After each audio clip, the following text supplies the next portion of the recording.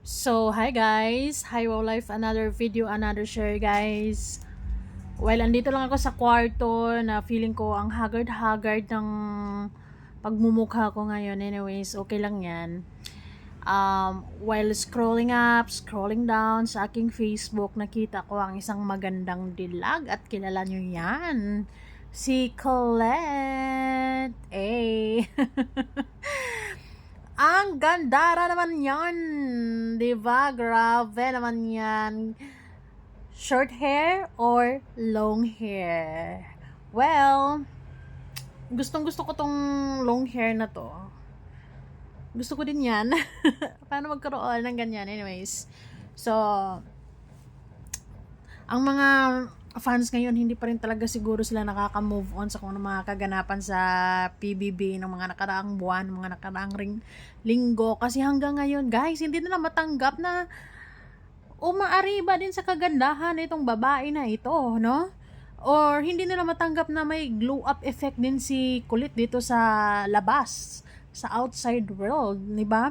Kumbaga, no hate for Fiang because Lodi din natin yan.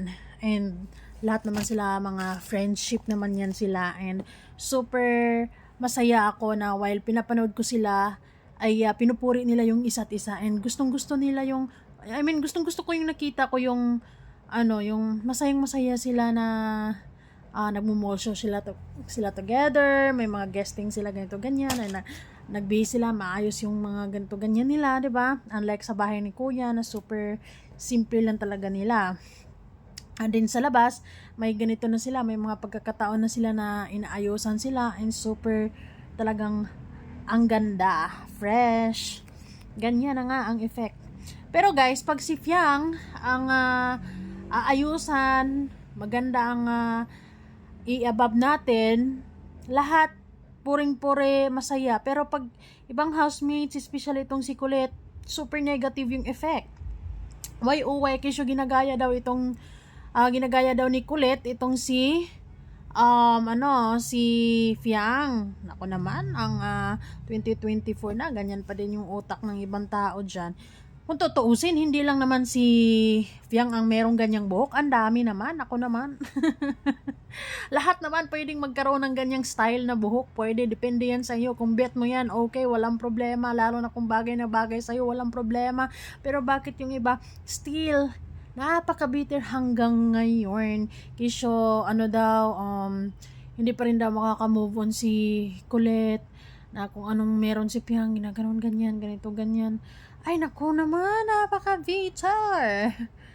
So, anyways, bahala na yung mga bitter dyan. Bahala kayong magsusumigaw, bahala kayong maiyak.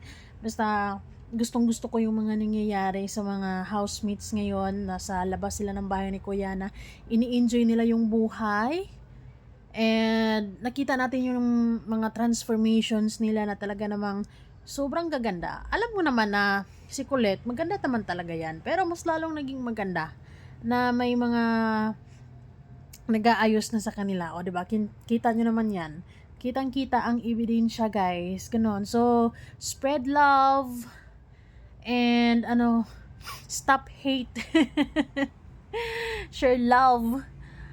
Embrace positivity, avoid negativity, ika nga, no? So, wala. Sobrang nagagandahan lang ako kay Colette. Bagay na bagay sa kanya yung buhok na yan, and yung pa-curly-curly effect na yan. Sa mga nagsasabi na ginaya si Fiang, ay bahala na kayo dyan. Basta, for sure, kahit si Fiang, kung makita niya yan, super proud siya kay Colette. And walang issue para sa kanya. 'Di ba? Dahil lahat sila masaya ngayon kung anong meron sila ngayon. Super close silang lahat and super masaya lang sila. Pero itong mga fans nila, sobrang nagmabartagulan. Parang hindi kayo nagmamature. Kalmahan nyo naman. Kalmahan nyo naman yung pagiging nyo dyan, panatiko na wala na sa lugar, 'di ba? Kahit na pasimpleng post na ganyan, sobrang nyega nyo pagdating kay Colette.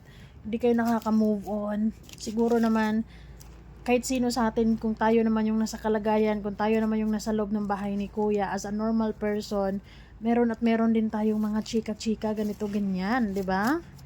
Ultimo si Fiang, meron din siyang mga pangit na ugali doon. Pero bakit yung iba is, yung mga fans ni Fiang na iba ay nakamove on na sa mga nangyayari sa loob ng bahay ni Kuya. Pero yung iba talagang sa Bisaya pa, gadumot.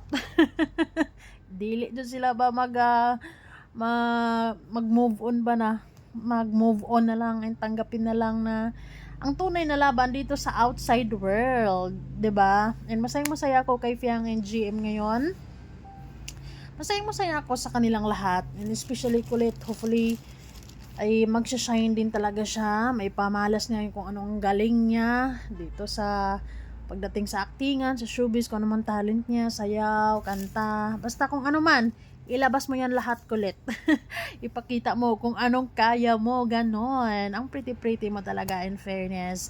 And I love it. Keep it up and don't mind the bashers.